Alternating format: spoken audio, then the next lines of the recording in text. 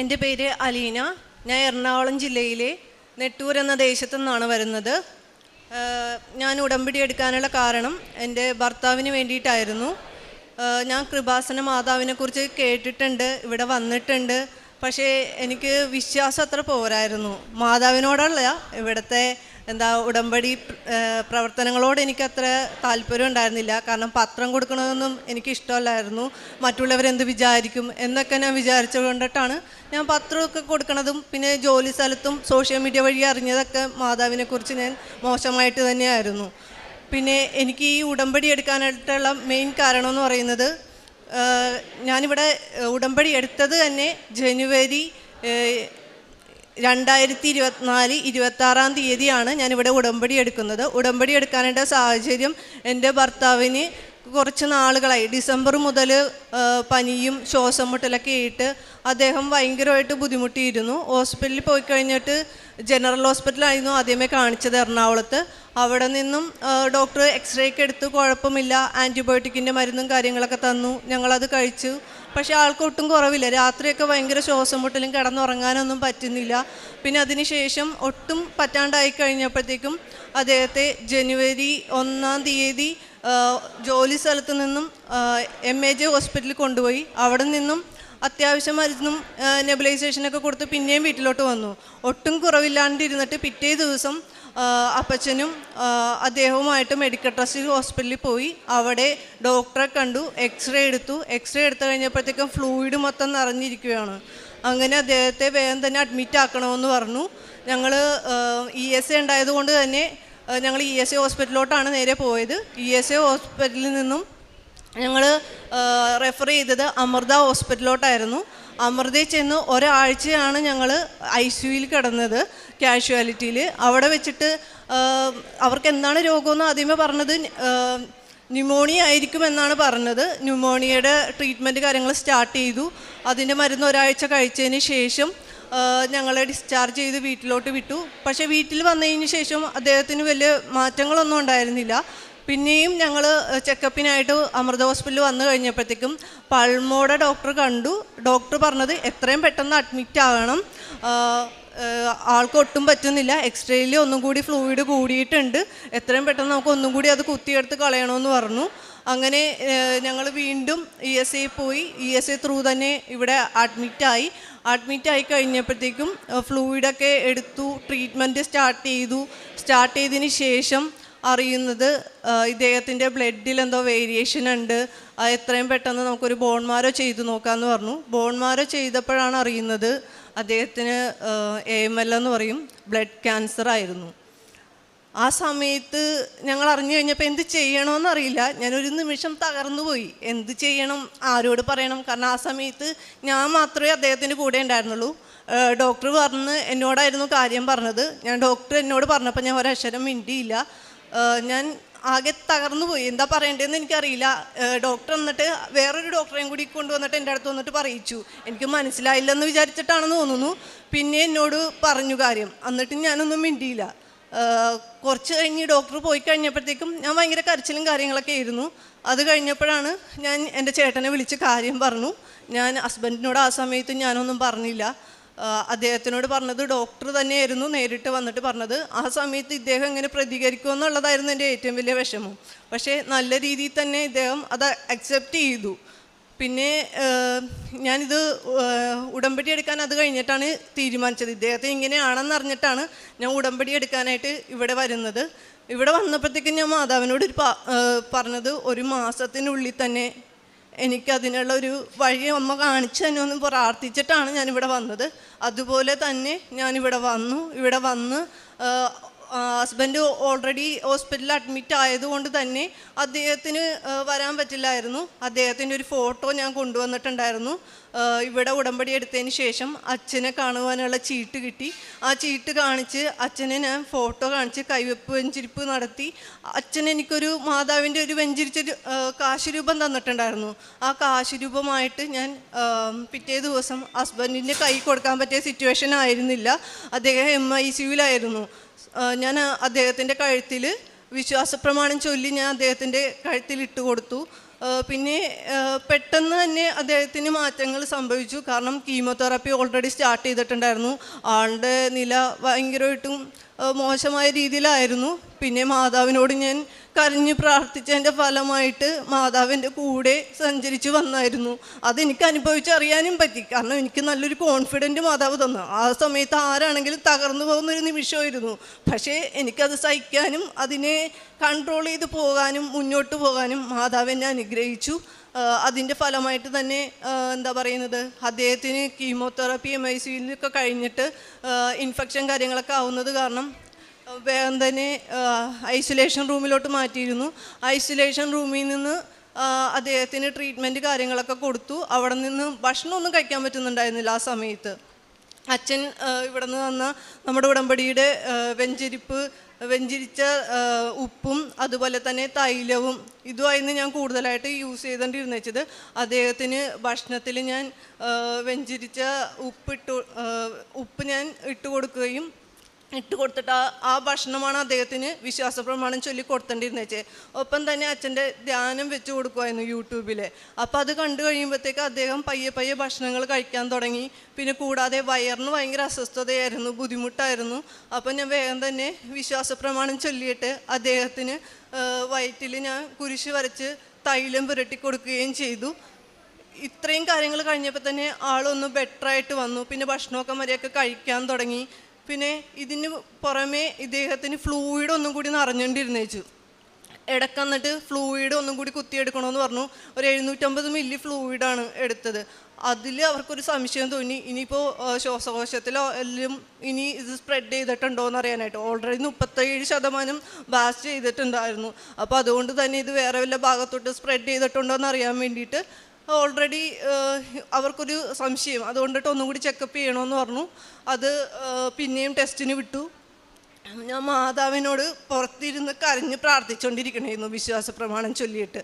എൻ്റെ കയ്യിൽ കൃപാസനത്തിൽ പത്രം ഉണ്ടാകുന്ന നിമിഷം ഞാൻ തള്ളിപ്പറഞ്ഞ് ഞാൻ മാതാവിൻ്റെ പത്രവും സാക്ഷ്യവും വായിച്ചുകൊണ്ടിരുന്നിട്ട് വിശ്വാസ പ്രമാണം ചൊല്ലിക്കൊണ്ടിരുന്നിട്ടാണ് മാതാവിനോട് പ്രാർത്ഥിച്ചത്. മാതാവേ, ഞാൻ അന്ന് പറഞ്ഞതൊക്കെ എന്നോട് ക്ഷമിക്കണം. കാരണം കൃപാസന പത്രത്തിനെ കുറിച്ച് ഞാൻ മോശമായിട്ട് ഞാൻ സംസാരിച്ചിട്ടുണ്ട്. സാക്ഷ്യങ്ങളൊന്നും നോക്കാതെയാണ് ഞാൻ സംസാരിച്ചത്. മാതാവിനോട് ഞാൻ കരഞ്ഞ് പ്രാർത്ഥിച്ചു. ഫ്ലൂയിഡിൻ്റെ റിസൾട്ട് വന്നപ്പോഴത്തേക്കും അത് നെഗറ്റീവായിരുന്നു. പിന്നെ അത് കൂടാതെ തന്നെ ഈ 1 മാസത്തെ ട്രീറ്റ്മെൻറ്റ് കഴിഞ്ഞപ്പോഴത്തേക്കും ഞാൻ ഉടമ്പടി എടുത്തത് ജനുവരി 26 ആയിരുന്നു 2024. ഫെബ്രുവരി 24 ആയപ്പോഴത്തേക്കും തന്നെ ഞങ്ങൾ ഡിസ്ചാർജായി.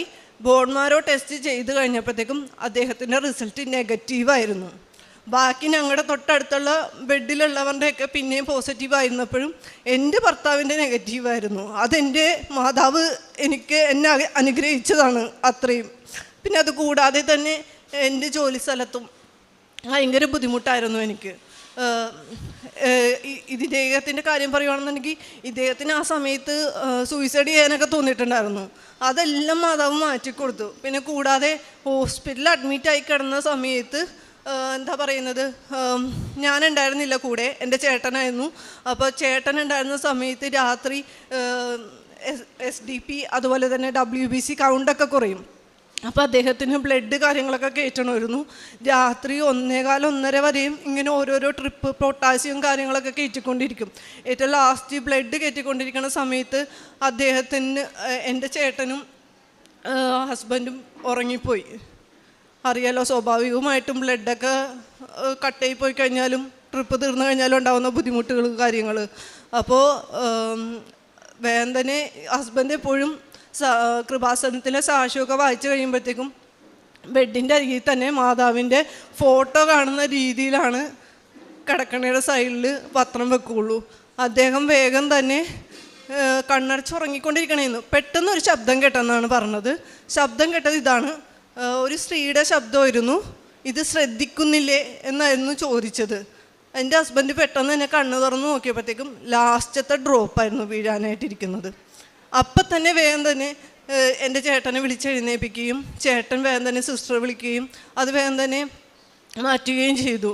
ഇല്ലാന്ന് എനിക്ക് വേറെ എന്തെങ്കിലും സംഭവിച്ചാനെ. പക്ഷേ എൻ്റെ മാതാവ് അന്നേരവും എൻ്റെ കൂടെ, എൻ്റെ ഭർത്താവിൻ്റെ കൂടെ അപ്പോഴും ഉണ്ടായിരുന്നു. പിന്നെ കൂടാതെ തന്നെ എൻ്റെ ജോലി സ്ഥലത്ത് എനിക്ക് ഈ സംഭവങ്ങൾക്കിടയിൽ കൂടി ഞാൻ 2-3 മാസം ജോലിക്കൊന്നും പോയില്ലായിരുന്നു. അതിനുശേഷം ജോലിക്ക് പോകാൻ തുടങ്ങിയിട്ട് എനിക്ക് എൻ്റെ ടാർഗറ്റ് കാര്യങ്ങൾ മീറ്റ് ചെയ്യാൻ പറ്റുന്നുണ്ടായില്ല മന്ത്ലികളെ. അപ്പോൾ എൻ്റെ ജോലി സ്ഥലത്തും ഭയങ്കര പ്രഷറും കാര്യങ്ങളും ആയിരുന്നു. ഞാൻ 2ാമത് ഉടമ്പടി പുതുക്കിയ സമയത്ത് ഞാൻ എൻ്റെ ജോലിയുടെ കാര്യമാണ് വെച്ചത്.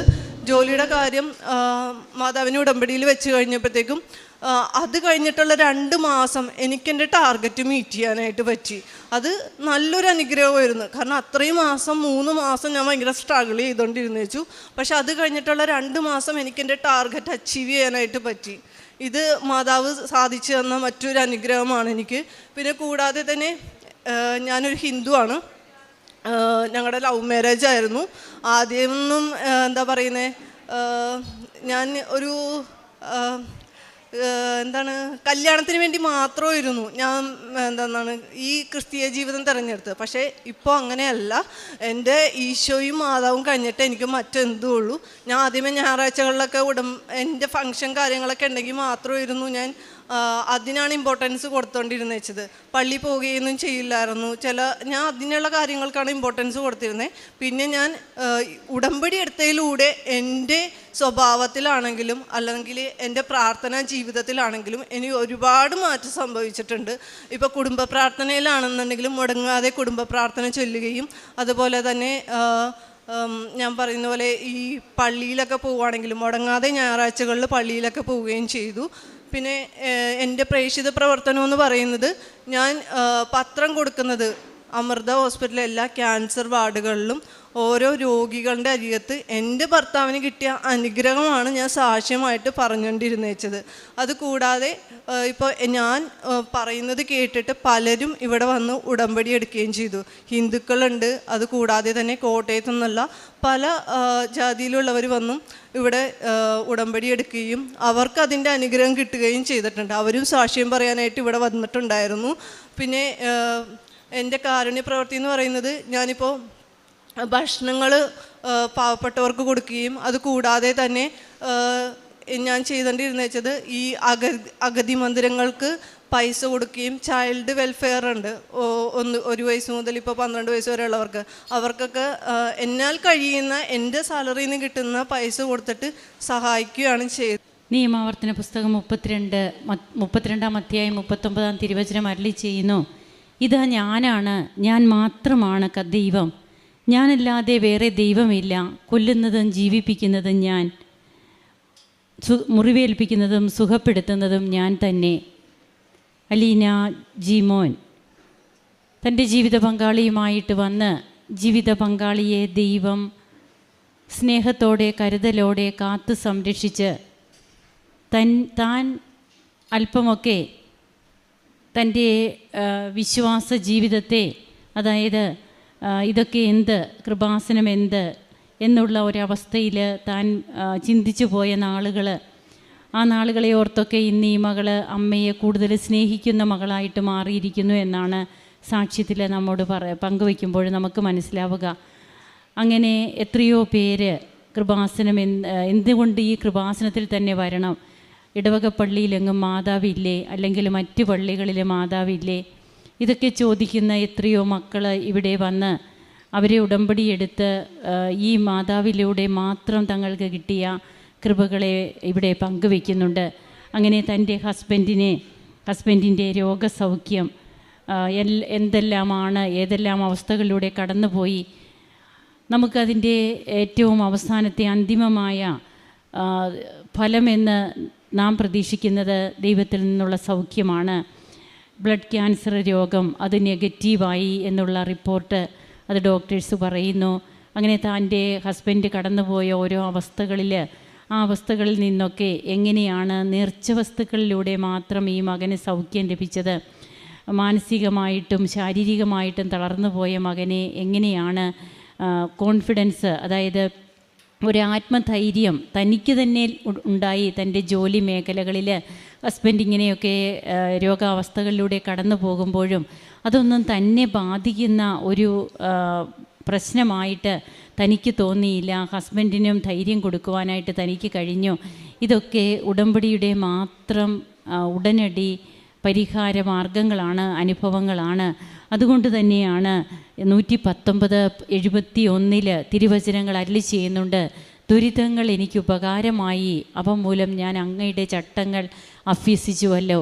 ഈ ദുരിതങ്ങളുടെ കാലത്ത് ദൈവത്തിൻ്റെ അടുത്തേക്ക് തിരിയുവാനും ദൈവം നൽകുന്ന സമാശ്വാസത്തിൽ നിന്ന് സ്വീകരിക്കുവാനുമൊക്കെ നമുക്ക് കഴിയുമ്പോഴാണ് ഇവിടെ it is not by merit but by grace, നമ്മുടെ യോഗ്യതയല്ല, നമ്മുടെ ജീവിതത്തെ എങ്ങനെയാണ് ഇന്ന് നാം ഇവിടെ ആയിരിക്കുന്ന അവസ്ഥയിൽ നിന്ന് മറ്റൊരു വ്യക്തിയായിട്ട് നമ്മെ, അതായത് ഇവിടെ ഉടമ്പടി എടുക്കുന്നതിന് മുൻപുള്ള ഒരവസ്ഥയിൽ നിന്ന് ഇന്നത്തെ അവസ്ഥയിലേക്ക് നാം മാറുന്നതിൻ്റെ ഒരു കാഴ്ചപ്പാടുണ്ട്. അത് നമ്മുടെ ബോധമണ്ഡലത്തിൽ നമുക്ക് കിട്ടിയതാണ്.